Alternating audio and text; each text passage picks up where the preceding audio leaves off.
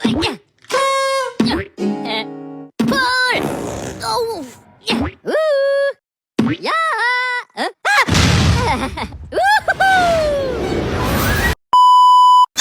teman-teman, Assalamualaikum warahmatullahi wabarakatuh. Kembali lagi dengan saya. Baiklah, di sini saya akan membahas materi penerapan pendidikan inklusi. Sebelumnya saya ingin memperkenalkan diri saya terlebih dahulu. Nama saya Dinda A, NPM saya A1G025159. Saya dari kelas 1D.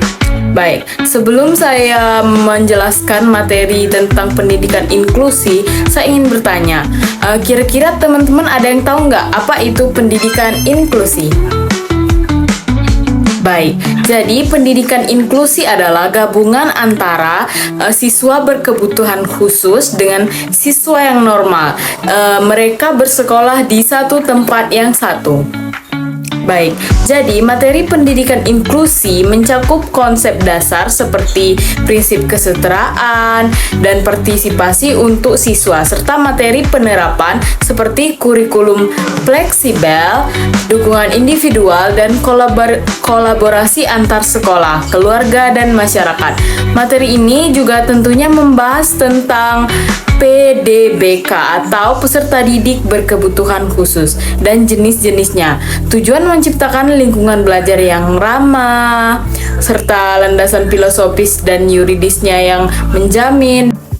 Dalam pendidikan inklusi tentunya ada konsep dasar dan prinsipnya. Yang pertama, kesetaraan dan aksesibilitas, yaitu pendidikan inklusi memberikan kesempatan pendidikan yang sama bagi semua anak tanpa diskriminasi, baik itu yang memiliki kebutuhan khusus dan baik itu memiliki seperti anak-anak normal pada umumnya. Selanjutnya, partisipasi. Setiap siswa diundang untuk aktif berpartisipasi dalam proses belajar, dan guru perlu menciptakan suasana belajar yang nyaman dan aman untuk mendorong agar siswanya mampu untuk berpikir kritis selama dalam pembelajaran. Selanjutnya, ada pula penghargaan terhadap keberagaman, yaitu termasuk perbedaan, kemampuan, dan kebutuhan siswanya dianggap sebagai kekayaan yang harus dirayakan oleh teman-teman semua tanpa ada hambatan. Dalam pendidikan inklusi tentunya ada penerapan dan dukungannya nih teman-teman. Yang pertama ada kurikulum fleksibel, yaitu menerapkan kurikulum yang dapat disesuaikan dengan kebutuhan dan kemampuan siswa dengan penyesuaian yang diperlukan. Selanjutnya, dukungan individu. Ada pula dukungan individu yang sangat penting untuk membantu siswa-siswanya agar semangat ke depannya saat dalam pembelajaran. Selanjutnya ada pula keterlibatan komunitas, yaitu pendidikan inklusi melibatkan kerjasama erat antara guru, siswa, keluarga, dan komunitas.